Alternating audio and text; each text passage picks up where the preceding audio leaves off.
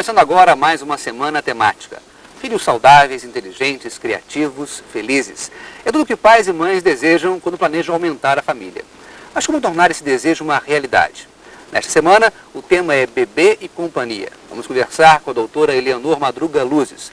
Ela é autora da Ciência do Início da Vida, uma tese que defende a gravidez planejada assistida e o parto humanizado. Segundo ela, esse é o fundamento para a geração de uma nova humanidade, mais fraterna e formada por indivíduos mais saudáveis, tanto física quanto emocionalmente. Olá, Eleanor, tudo bom? Tudo bom. Doutora, o que é, na verdade, a ciência do início da vida? É uma proposta para ser uma nova disciplina no segundo e no terceiro grau, né? E que inclui conhecimento transdisciplinar sobre concepção, gestação, parto, aleitamento materno e os 3 primeiros anos de vida. E esses 5 itens são itens que hoje têm uma documentação científica muito grande. Nessa tese tem 2.000 referências bibliográficas.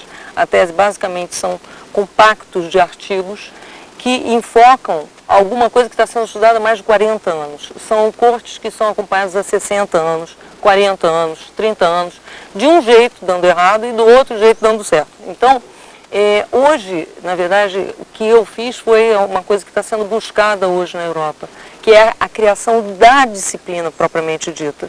Porque desde 2007, no Manifesto de Moscou, foi determinado que é fundamental pelo que se sabe hoje, especialmente por causa do efeito epigenético de útero. Quer dizer, aquela célula-mãe que se estrutura, que deveria ser bem programada, bem planejada, né? Será que as pessoas planejam casa fora, como não planejar um filho que vai ser pro resto da vida, né? Então, trazer essa melhor qualidade harmônica daquele momento da célula-mãe. E essa célula-mãe, ela vai agora, segundo a imaginação da mãe e segundo a condição de alimentação da mãe, vai ser determinado que o cérebro do bebê vai mexer no próprio código genético. E isso é muito importante porque pode determinar alteração de inteligência emocional, cognitiva e social por 3 gerações. Não é uma coisa que fica só ali. Então, por isso também se tornou uma coisa muito importante a informação, né? É um planejamento para a formação de um novo ser humano, na verdade, né? Exatamente. E eu costumo dizer que, porque eu estou acompanhando já pessoas nascidas assim há mais de 20 anos, e eles têm uma qualidade da relação afetiva muito, muito, muito diferente, uma qualidade, falar superior e inferior é ruim, mas uma qualidade de melhor desenvolvimento, vamos dizer assim. Então, eu digo que eles são Homo sapiens frater, uma nova humanidade, uma nova característica humana, né? Além do sapiens, na verdade, eles se tornaram pessoas muito excepcionalmente fraternas. Doutora, muito obrigado pela sua participação aqui na TV Escola. E quem quiser saber um pouco mais sobre a tese da doutora, é só acessar o site www.cienciadoiniciodavida.org. E agora, o primeiro capítulo da série A Odisseia da Vida, do desejo ao feto. Nós veremos nossa história, aquela que permitiu que estivéssemos aqui, aquela que permitiu que, a partir de praticamente nada, nós fôssemos um recém-nascido. É uma história extremamente misteriosa, extraordinária, porque envolve tanta coisa desconhecida, tantas incertezas, e nós progredimos a cada passo. Mas todos esses avanços podem ser vistos hoje graças à ciência, ao conhecimento que temos, e também graças às possibilidades da imagem, que hoje conseguem mostrar o que não se podia ver até bem pouco tempo. Então veremos desde o pequenino, minúsculo, infinito. Vamos desenvolver o que nos constituiu progressivamente, os laços que existem entre o ser que virá e aquela que o abriga, a mãe. E é uma aventura, porque haverá etapas a superar, há sempre imprevistos. É a mesma trajetória, mas com detalhes diferentes. E vamos ver que podemos chamá-la de Odisseia. É a Odisseia da vida. Um dia, um homem e uma mulher descobriram um amor que existia entre eles. E desse amor nasceu o desejo de ter um filho. De sua concepção até seu nascimento, Com as imagens provenientes do saber atual, assim como com a contribuição dos cientistas de todas as disciplinas ligadas à gravidez, nós contaremos para você os 9 meses dessa extraordinária odisseia da vida. É a história de uma mãe e do bebê que ela carrega, comum a toda a humanidade, repetida bilhões de vezes, porém sempre diferente, sempre única. É também a mais bela de todas as experiências. Do desejo ao feto. Distribuição Sinapse. Neste primeiro episódio, nós conheceremos um casal com suas paixões, seu amor, seu desejo de ter filhos. E isso nos permitirá ver algo extraordinário, que é o infinitamente pequeno que nos antecede. Esse encontro entre duas células pequeninas, mas carregadas de tanto potencial, de tanto amor, de tanta afeição e de tanto patrimônio genético. Mas principalmente nós veremos com que precisão se cria dentro de um curto intervalo de tempo, se organiza tudo o que estará nos órgãos, nossa funcionalidade, quase o suporte dos nossos sentimentos.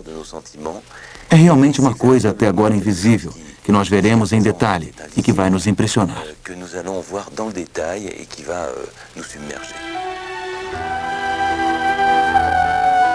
Meu bebê, você ainda nem está aqui e eu já tenho vontade de falar sobre nós, seus pais.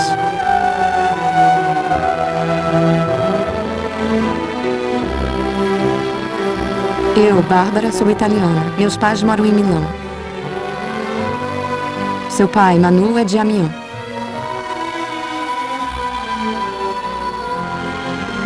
Nós nos conhecemos em Antibes, num parque de atrações aquáticas. Lá eu trato dos golfinhos. Eu cuido deles, alimentando e adestrando para os espetáculos. É a minha paixão, eu adoro os golfinhos.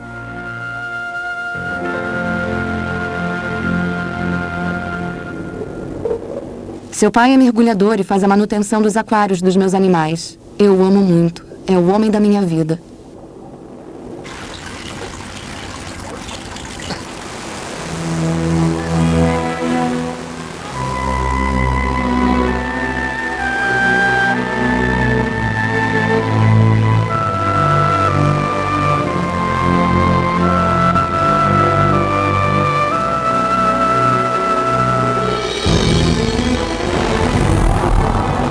No princípio, já se sabe muito bem, há o esperma depositado pelo homem no ventre da mulher.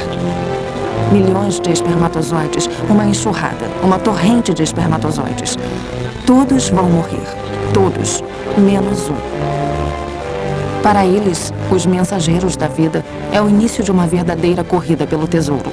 De um ímpeto alucinado de muitas horas em direção a um encontro galante. Tendo no final, talvez, a recompensa do vencedor e uma fabulosa promessa de vida. O encontro com um óvulo. Agitando seus flagelos, os espermatozoides viajam por horas, milímetro a milímetro, obstáculo após obstáculo. A vagina, a passagem cheia de obstáculos pelo colo do útero, o próprio útero. Um verdadeiro percurso do combatente. Os mais frágeis, os mal formados e os retardatários se entregam. Outros caem nas armadilhas ou se perdem pelo caminho. Aqui se apresentam 2 túneis diferentes, apenas 2 vias possíveis. Aí está, só uma dessas vias conduz até o óvulo. Nesta corrida frenética para a vida, não é só a energia que conta. O acaso e a sorte também têm seu papel. Correntes poderosas detêm sua viagem. Há ondas que fazem ondular um tapete de cílios, contrários ao seu caminho. Imagine, os competidores ainda na corrida já percorreram quase o equivalente, para eles, à distância entre a Terra e a Lua. E, no entanto, a irrepreensível força da vida os impulsiona para a frente. Enfim, no final do longo, longo túnel obscuro, como um astro misterioso, o óvulo. Na verdade, o encontro entre o espermatozoide e o óvulo não é o início da história. É a consequência de todo um passado.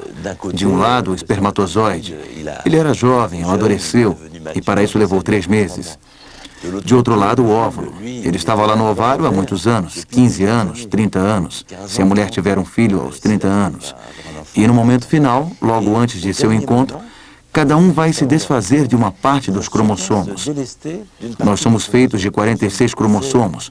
Todas as nossas células têm 46 cromossomos, exceto o óvulo e o espermatozoide, que devem pôr a metade de lado, 23 cromossomos, para na hora do encontro reconstituir uma célula de 46 cromossomos. Essa seleção, feita ao acaso, logo antes da fecundação, em meio aos cromossomos das células sexuais, se chama meiose. A genética explora as consequências desse fenômeno na origem das variações e das surpresas da hereditariedade. Se você tem dois irmãos, eles receberam o mesmo patrimônio genético do pai e o mesmo patrimônio genético da mãe, porque têm os mesmos pais. Porém, eles são diferentes um do outro. Então, isso mostra que uma criança não é metade do pai e metade da mãe. É um ser totalmente diferente, no fim das contas. E por quê? Porque dentro das células sexuais espermatozoides e óvulos, existe um cruzamento desses cromossomos, que faz com que doemos à criança um tipo de reconstrução entre esses cromossomos que têm os pais dos pais, isto é, os cromossomos do avô e da avó, já que nós somos feitos dos cromossomos dos nossos pais. Então vamos remisturar, cortar, colar esses cromossomos de uma maneira completamente aleatória, o que faz com que não possamos absolutamente prever qual tipo de cromossomo vamos dar a nosso filho. E é então esse fenômeno da meiose que cria de fato a diversidade em uma população de animais, já que a cada vez, a cada geração, tudo é remisturado, tudo é remiscigenado, o que faz com que o que transmitimos nas nossas células sexuais não seja a imagem exata do que nós mesmos somos. Cada um desses milhões de espermatozoides carrega consigo seu segredo. É neste momento que se joga a loteria da existência. De agora em diante, eles não são mais do que uma centena a explorar a superfície do óvulo. Alguns só conseguem passar até a cápsula, a couraça protetora. Última agitação. Frenesi definitivo. De repente, um deles acaba encontrando o caminho. É isso aí. É ele, o único, incomparável. Imediatamente perforada, a carapaça se enrijece e os outros espermatozoides se chocam contra uma barreira intransponível. Para eles, a viagem terminou. Mas às vezes a corrida pela vida encontra acidentes, reserva surpresas a partir desse exato momento. A mãe terá então 2 gêmeos fraternos. Acontece que uma mulher ovula 2 vezes no mesmo ciclo, seja pelo mesmo ovário ou um de cada vez. Há uma ovulação. E se há um encontro com espermatozoides, haverá 2 embriões que provêm então um óvulo diferente e de um espermatozoide diferente. Por isso, eles não têm nada em comum no plano genético. Pode até vir um menino e uma menina, mas que mesmo assim vão coabitar, vão estar na mesma cápsula espacial, no mesmo útero do início até o nascimento. E esse fenômeno é relativamente pouco frequente.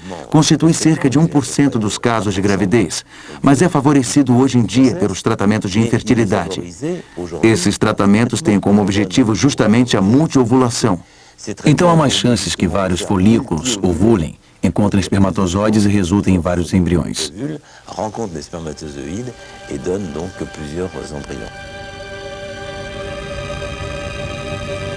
Para o vencedor, o périplo continua. Ele perde seu flagelo, que se torna inútil, e libera seu tesouro. O patrimônio genético de Manu se une ao de Bárbara. Dessa união vai nascer uma célula única no mundo. Sonho de amor, fruto do desejo e já esboço de vida. Um ovo. Desde este segundo, já está tudo escrito, ou quase. E então o processo se acelera. Uma nova vida se organiza. Uma nova aventura começa. O ovo instantaneamente se divide em 2, depois 4, 8, 16, 32 células idênticas. A mitose é um processo indispensável, já que é a produção de 2 células a partir de uma. Então é por isso que a natureza criou um mecanismo que se chama de duplicação do DNA, que faz com que o cromossomo seja copiado. É um tipo de grande fotocópia, na verdade, onde se tem um cromossomo.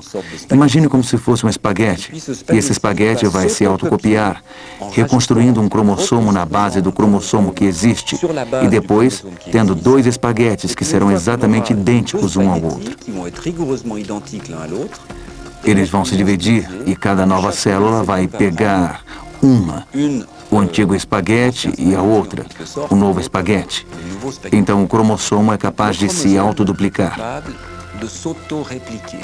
E aí está uma das propriedades fundamentais dos seres vivos, do DNA, que é essa grande molécula que constitui nossos cromossomos, o que chamamos de autoduplicação.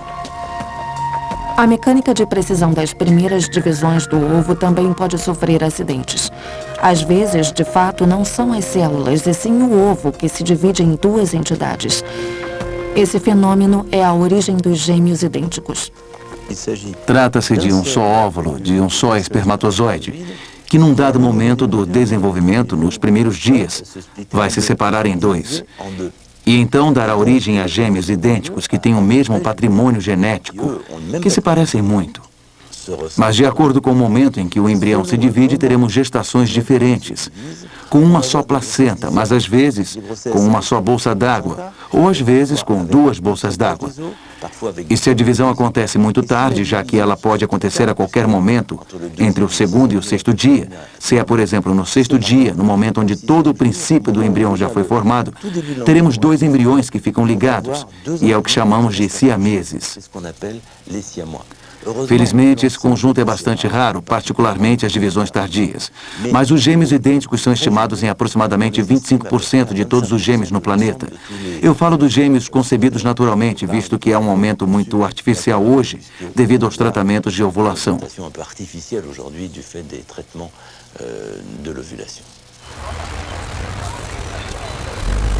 Paradoxalmente, são esses tratamentos e as técnicas de procriação artificiais praticadas desde o fim dos anos 70 que permitiram aos biólogos aprofundar seus conhecimentos sobre a fecundação natural. Zev Rosenwachs dirige o primeiro centro americano de tratamento de infertilidade. Uma das coisas mais extraordinárias na fecundação in vitro é que nos permitiu observar e estudar os processos iniciais da reprodução humana, que até então não podíamos observar.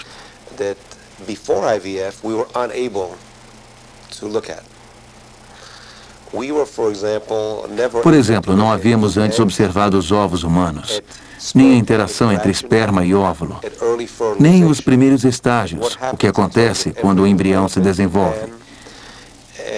Nem mesmo, talvez o mais importante, a genética do desenvolvimento embrionário precoce. Eu adoraria estar em condições de dizer que depois de 25 anos de fecundação in vitro, nós esclarecemos todos os mistérios. Mas isso não é nada ainda. Por enquanto, só vimos superficialmente. Desde os primórdios da fecundação in vitro em 1978 e do nascimento da pequena Louise Brown na Inglaterra, as técnicas de assistência médica à procriação foram aperfeiçoadas, tratando o máximo de casos de infertilidade. O avanço mais importante e talvez mais revolucionário em termos de fecundação in vitro é o desenvolvimento da injeção intracitoplasmática de espermatozoides, que chamamos de procedimento ICSI, para tratar a infertilidade masculina. Nos primeiros tempos da fecundação in vitro, não se podia tratar essa infertilidade sem retirar entre 500 mil e 1 milhão de espermatozoides bem móveis. Hoje é suficiente recolher um único espermatozoide por óvulo retirado, que injetamos no óvulo. Um espermatozoide por óvulo. As taxas de fecundação são excelentes. 75% de todos os óvulos são fecundados e 94% dos casais que passam pelo procedimento conseguirão a implantação do embrião. E a taxa de gravidez está mais ligada à idade da mulher do que à gravidade do problema do homem. A taxa de sucesso depende da qualidade dos óvulos, e se formos mais longe, depende provavelmente da bagagem cromossômica desses óvulos. Quanto mais velha for a mulher, mais os seus óvulos terão tendência a ser anormais do ponto de vista cromossômico, o que chamamos de aneuploidia. Quanto mais velha ela for, maiores são os riscos de que ela tenha um número anormal de cromossomos nos óvulos e, consequentemente, nos seus embriões.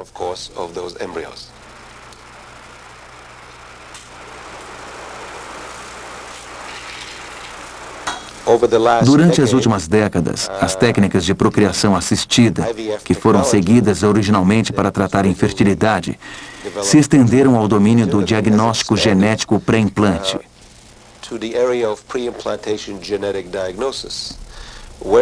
Nós utilizamos essa tecnologia para testar os embriões em função de doenças genéticas específicas, ou para detectar anomalias cromossômicas que resultariam em implantações inadequadas ou riscos de aborto espontâneo. Para detectar esses riscos, o diagnóstico pré-implante consiste em pegar um embrião já dividido em 8 ou 16 células e remover uma dessas células e depois analisar seu patrimônio genético. Surpreendentemente, a operação não tem consequências no desenvolvimento posterior do embrião. Na verdade, utilizamos o diagnóstico genético ou avaliação genética pré-implante para aumentar as taxas de implantação dos embriões, para diminuir a taxa de abortos espontâneos e também para evitar a transmissão de doenças genéticas de que certas famílias são portadoras.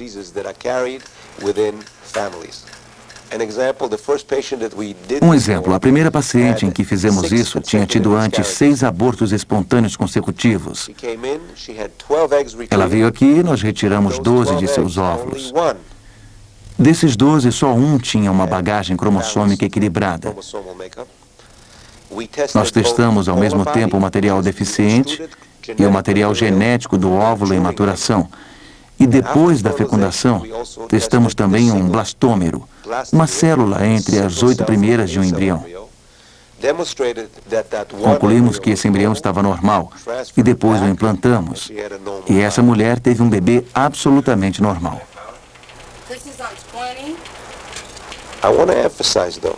Eu queria insistir, entretanto, no fato de que uma gravidez por fecundação in vitro não é mais complicada que uma gravidez natural. O que fazemos na fecundação in vitro é ajudar a natureza. Nós tentamos tornar possível o encontro entre o óvulo e o espermatozoide, permitir ao embrião atingir o útero e que dê tudo certo na nidação. No terceiro dia de sua expedição, o embrião mergulha em uma imensa caverna, que logo lhe será bem familiar, o útero. No sexto dia, o ovo sai de sua crosta e se instala delicadamente na parede desse refúgio acolhedor. Às vezes essa crosta, que é carregada por espécies de algas que levam, e se vê uma imagem como no fundo do mar, que levam esse embrião até o útero, e às vezes a crosta para. Quer dizer que ou ela para de se mexer, ou a esfera em si se choca contra alguma coisa e se instala por lá. E com a pancada, o embrião se engancha dentro da trompa e acontecem sangramentos que podem ser às vezes cataclísmicos. É o que se chama de gravidez extrauterina, que requer cuidados médicos e acontece em 1% dos casos de gravidez. É então uma complicação devido à interrupção no transporte do embrião até o útero.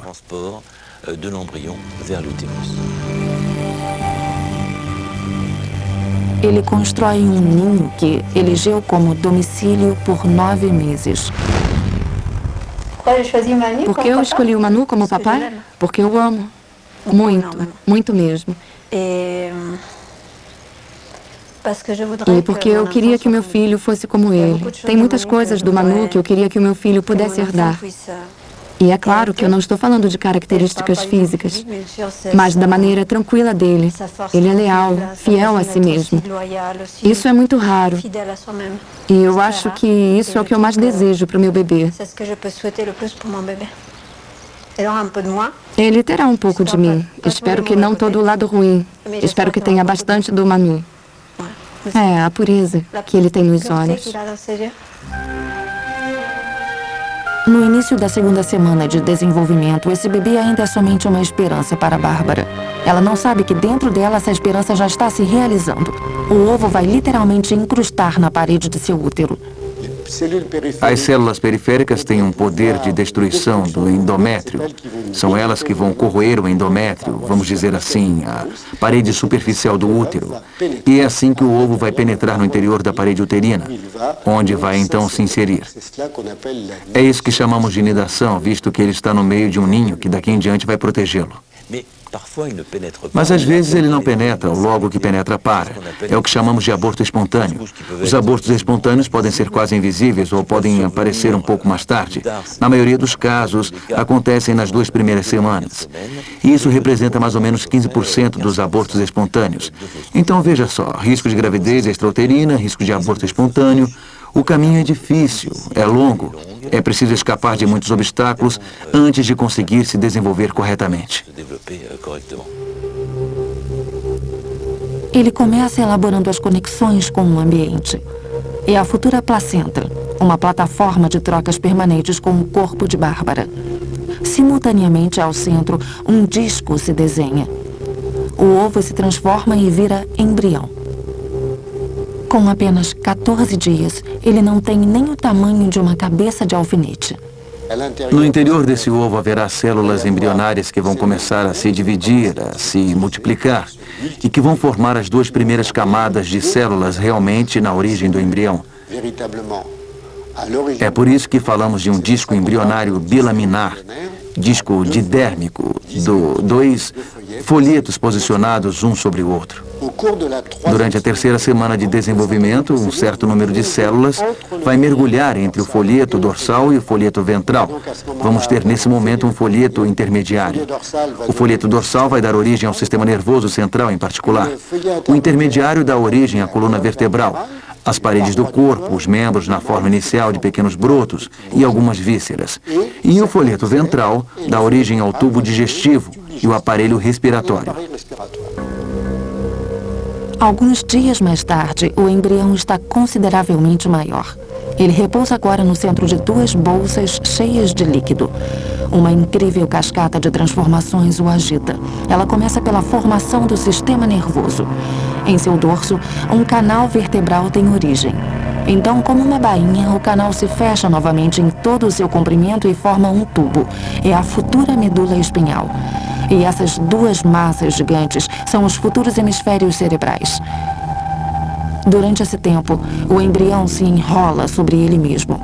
Um coração rudimentar lentamente toma forma. As veias se desenham. O sistema circulatório do sangue se esboça. Nessa etapa, praticamente, o embrião está inacessível à exploração. Sabe-se que ele está lá, mas mal se pode vê-lo. Uma pequena mancha na ultrassonografia, no nível da parede uterina. Não é possível explorá-lo, visualizá-lo, e menos ainda fazer exames nesse embrião. Então, todos os conhecimentos que podemos ter são conhecimentos que vêm da embriologia experimental. E, felizmente, há muitas semelhanças entre o desenvolvimento do embrião humano. As etapas de desenvolvimento são praticamente as mesmas que se podem observar em mamíferos pequenos ou nos pássaros.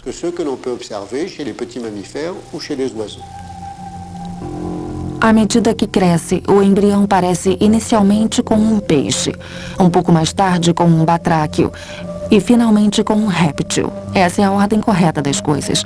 O embrião humano em formação passa por todas as etapas da evolução das espécies. Ele até tem uma cauda, que perderá logo logo. Ernst Haeckel, que foi um grande naturalista alemão do século XIX, sabia da estreita relação que existe entre o desenvolvimento e a evolução. Mas, infelizmente, ele forçou essa relação um pouco longe demais, propondo uma teoria que chamamos um tanto erroneamente de teoria da recapitulação. Dizia que o ser humano, que obrigatoriamente se encontra no topo da escala de todos os animais, é preciso voltar ao contexto da época. Passava durante seu desenvolvimento através de sua filogenia. Quer dizer que recapitulávamos nossa evolução. Então, por exemplo, no princípio, o ser humano se encontra dentro do líquido. Enfim, durante a gravidez, claro. E isso reflete um pouco a sua condição ancestral de peixe. E em seguida passávamos por um estágio um pouco mais elaborado de réptil. E depois, etc. Então revivíamos, na verdade, a nossa história.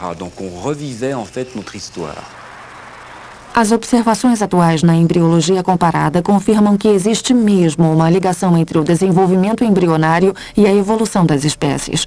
Entretanto, para o professor Henri Alexandre, a teoria de Haeckel deve ser retificada.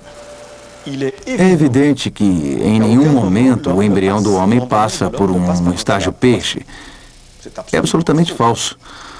O homem passa por um estágio que chamamos de estágio faríngula. Soa melhor que peixe e é bastante correto.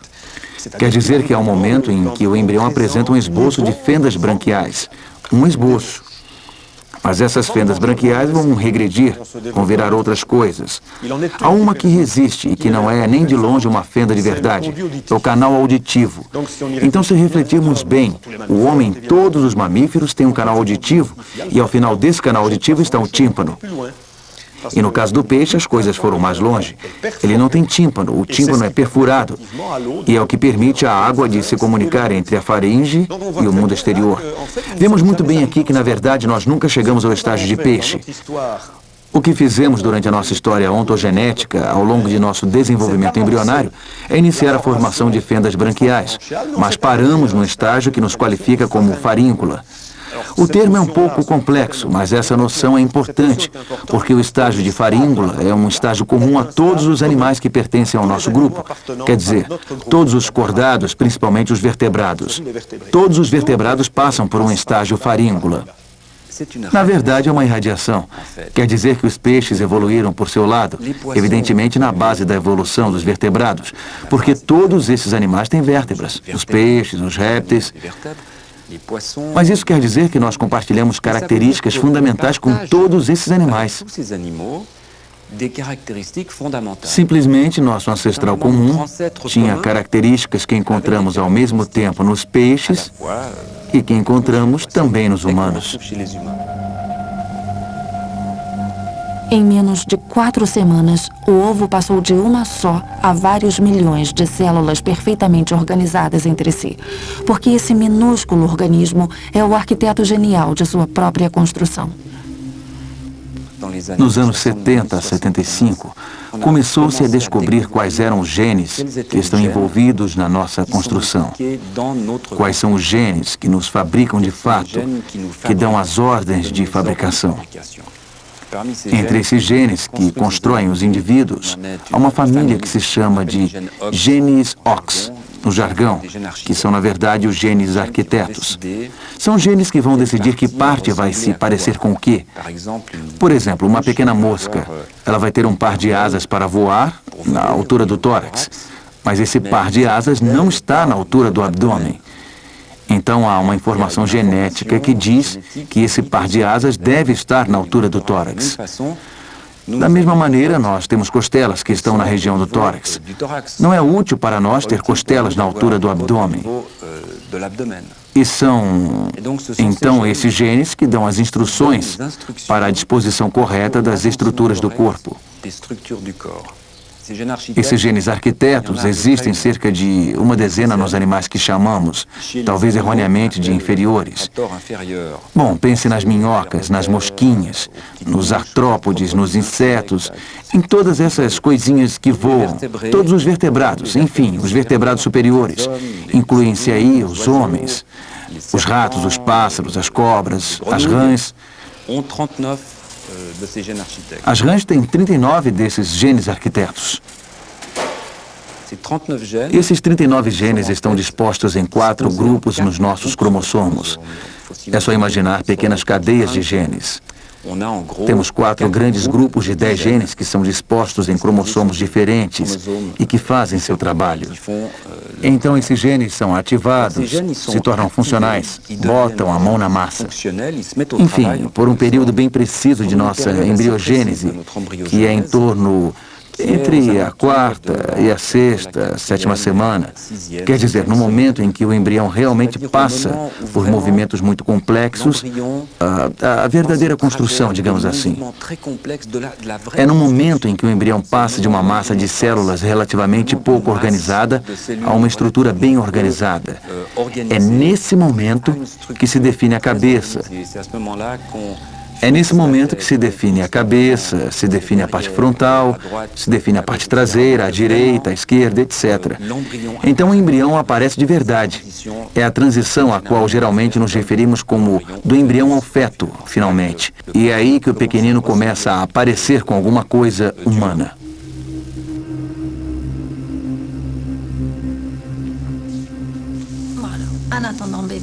Esperando o bebê de Bárbara. Data de nascimento prevista, 10 de setembro de 2005, o que me fez pensar que estava grávida. Era dia 24 de dezembro de 2004 e eu estava passeando com a minha mãe para comprar os últimos presentes de Natal. Eu estava calma e ao mesmo tempo feliz. Era uma sensação que não parecia com nenhuma outra. Eu comprei um kit de teste, mas já sabia o resultado. E me lembro que eu e minha mãe sorríamos muito e não conseguíamos parar de pensar nisso. Um dia ou dois de diferença, mas para mim já estava claro. O sinal mais claro para mim foi o grande bem-estar que eu sentia. Então eu fiz o teste à noite, na véspera do Natal. Não era a primeira vez que eu fazia um teste desses, mas essa foi diferente, porque eu sabia o resultado. Eu tremia tanto que não conseguia tirar o kit da caixa e o meu coração batia tão forte que acho que dava para ouvir a quilômetros de distância. O pontinho rosa era muito claro. Eu estava grávida. Estava dividida entre a maior alegria e o maior medo. De repente não estava mais sozinha. Na véspera eu era só a Bárbara e logo depois seria a mãe. O que eu vi logo em seguida foi meus seios crescerem e minha pele parecer ao mesmo tempo mais suave e frágil. Sinto que meu corpo muda sem que eu possa realmente ver. Eu me sinto bem, mas fico tentando o tempo todo imaginar o que se passa dentro de mim. A primeira pessoa a quem contei a novidade foi Manu, o futuro papai. Ele voltava de Amiens e estávamos sozinhos na casa dos meus pais. Eu dei a ele um sapatinho com uma miniatura do menino Jesus e ele sorriu. Foi o sorriso mais lindo e doce que eu já vi. Os olhos dele brilhavam. Nos abraçamos, choramos e dissemos eu te amo 1000 vezes e agradecemos por esse lindo presente que demos um ao outro. É um bebê que vocês realmente querem? É claro que sim. Nós conversamos muito, principalmente o Manu. Ele queria Desde o início. Desde sempre. E eu não me sentia preparada ainda. Aí um dia, engraçado, já tinham me dito, chega um momento em que a gente quer, mas eu não sabia que era assim. E você já queria logo, Manu? Ah, sim. Eu só estava esperando por isso. Eu disse que ela esperasse o momento dela e quando quisesse eu já estaria preparado. E o que isso te causou quando ela te contou? O que me causou? Muita felicidade, muita emoção. Foi maravilhoso. Eu acho que esse vai ser o Natal mais bonito. Meu Você presente tem de Natal sorte, mais mas bonito. não vai ser assim todo ano não, viu? Que pena. Vamos gastar um instante com um fenômeno misterioso dentre tantos outros. Uma história de coração. Um coração que bate. Essas bolinhas vermelhas são as células do futuro coração. Uma depois da outra, elas se estimulam e começam todas a pulsar em uníssono. Esse ritmo primário, esse tum-tum-tum da vida. A bomba do coração. A máquina de vida está ligada. O embrião só tem 22 dias e já mede 2 milímetros. Começa agora uma nova e espetacular metamorfose. 4 semanas recheadas de um monte de transformações vão modelar o nosso pequeno mamífero aquático. Recebendo via placenta alimentos e energia no corpo de sua mãe, o embrião toma lentamente a forma humana.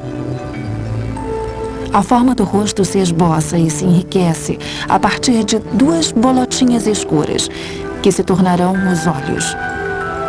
Olhos ainda desprovidos de pálpebras, mas já são olhos.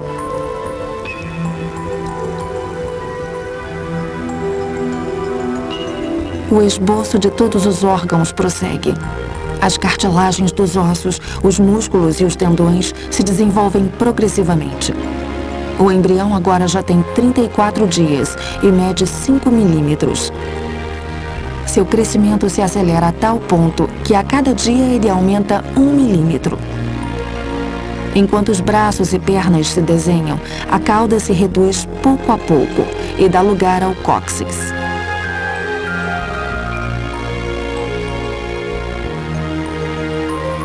Os orifícios da boca e das narinas se esculpem. A nuca se afina.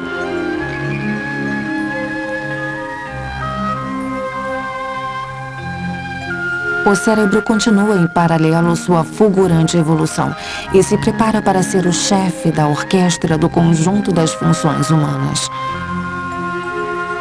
A miniatura de homem tem 44 dias. Mede 17 milímetros.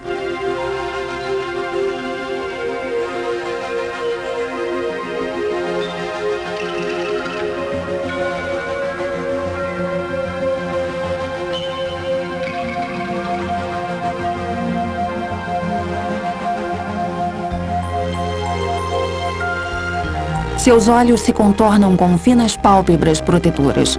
Os ossos de sua coluna se solidificam. Sua cabeça toma forma.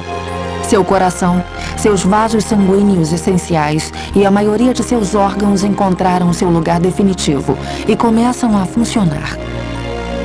Com 60 dias, o embrião, que a partir de agora se chama feto, mede 3 centímetros e só pesa 11 gramas. Esta extraordinária metamorfose do segundo mês tem alguma coisa mágica. Aliás, os cientistas ainda não sabem de tudo. Mas certos fatores que regem essa metamorfose daqui para frente são conhecidos. Existem fenômenos que chamamos de indução recíproca. Quer dizer que para que uma célula possa se transformar, se dividir ativamente, se diferenciar para tomar uma característica particular, ela precisa ser estimulada por uma outra categoria de células. Por exemplo, se pegarmos o desenvolvimento da face, é preciso que as células que vêm do sistema nervoso, as células das cristas neurais, migrem e tenham então um deslocamento até o interior da região. E é só quando elas chegam ao nível da face que aparecerão os brotos da face. É um dos mecanismos, então. Migração e interação celular.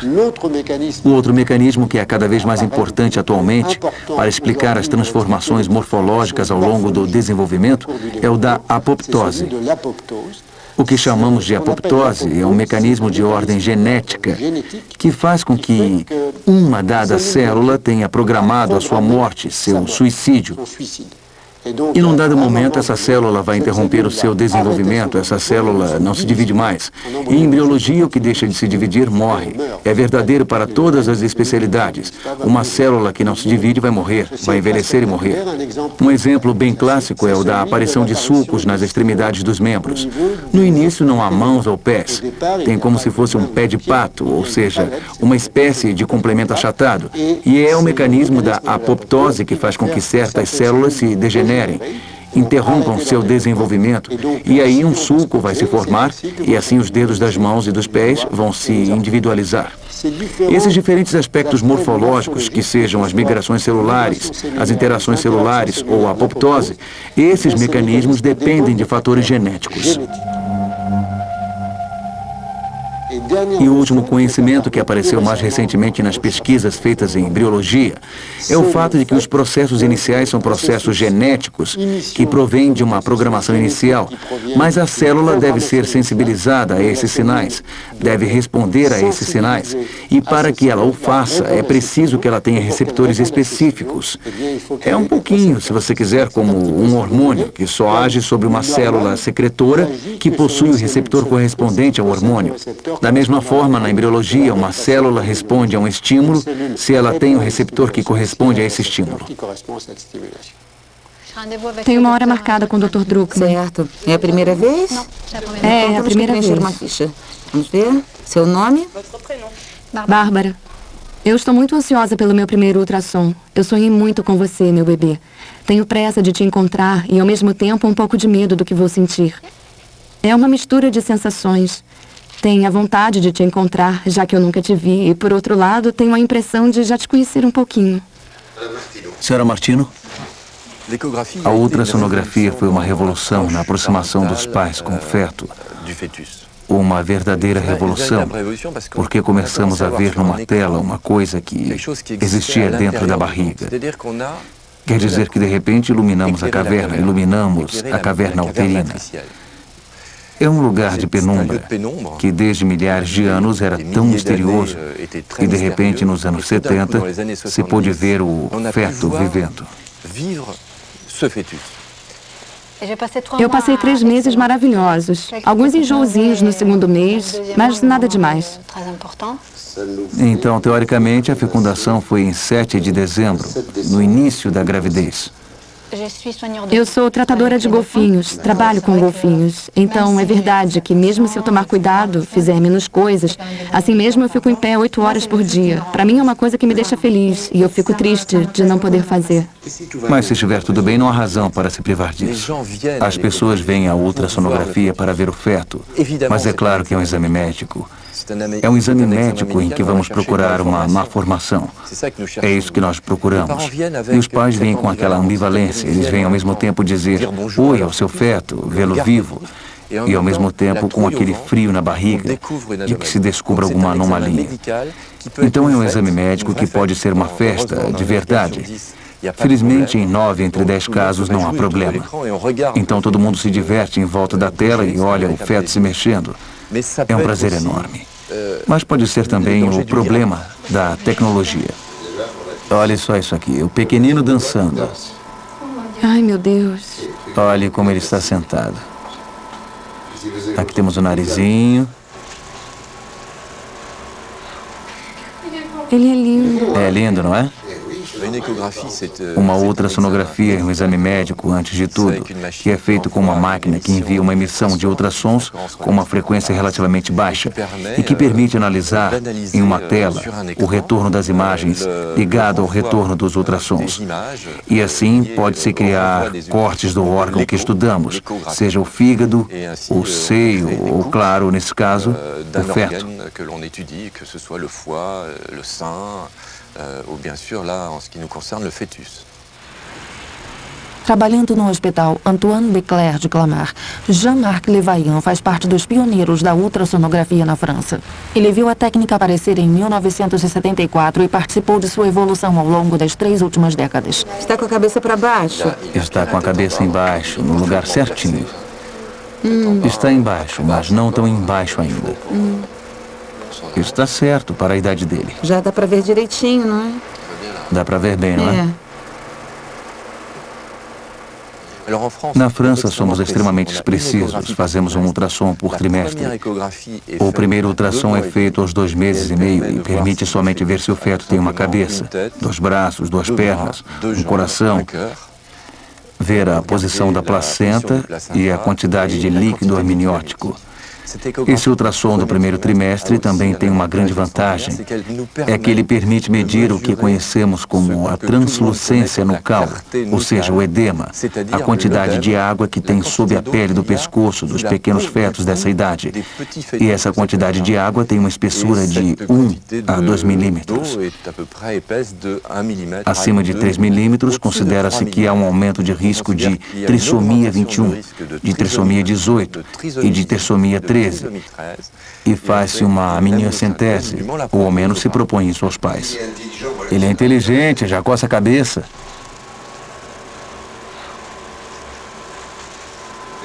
Olha a mão, você pode contar os dedos.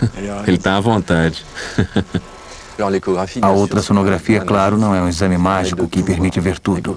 O ultrassom é uma evolução em relação aos últimos 20 anos.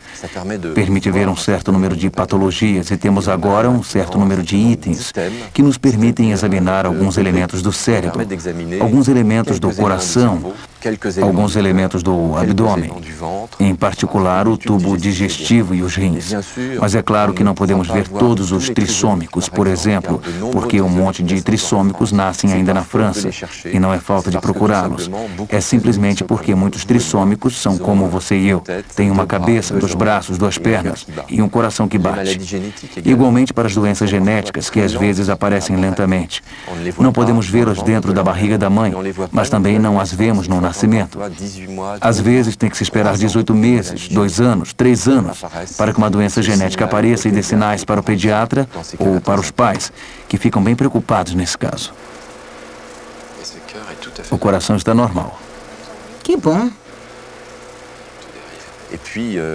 Além disso, é bom lembrar que num feto, no 5º mês, por exemplo, que pesa 500 gramas, os órgãos são tão pequenos que certas anomalias do coração não podem ser vistas.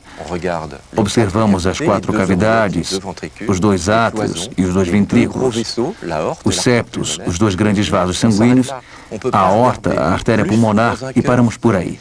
Não se pode ver mais dentro de um coração.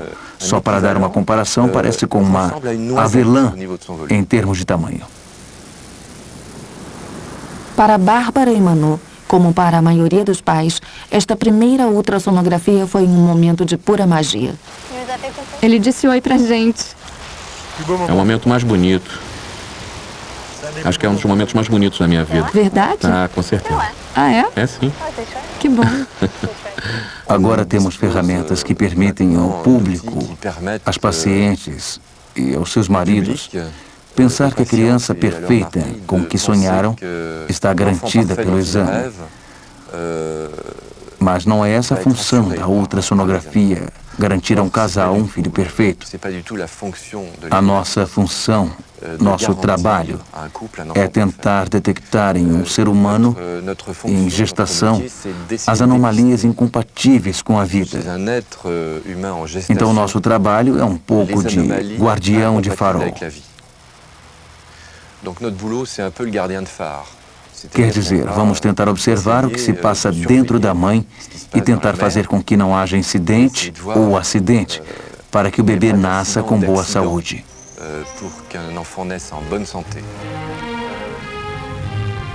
Será esse um longínquo eco da felicidade de seus pais? Até agora quase inerte, eis que o futuro bebê de Bárbara e Manu começa a se mexer. São só uns tremores imperceptíveis, muito sutis para que sua mãe perceba. Então está tudo instalado.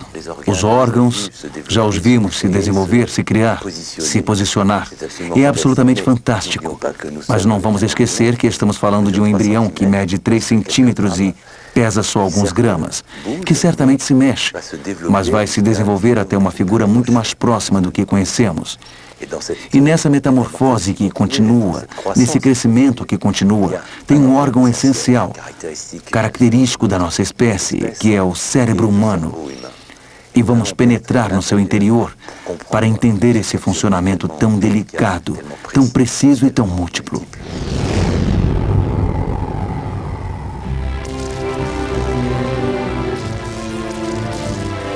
Graças ao desenvolvimento de seu cérebro e de todo o seu sistema nervoso, o bebê de Bárbara vai começar a se mexer.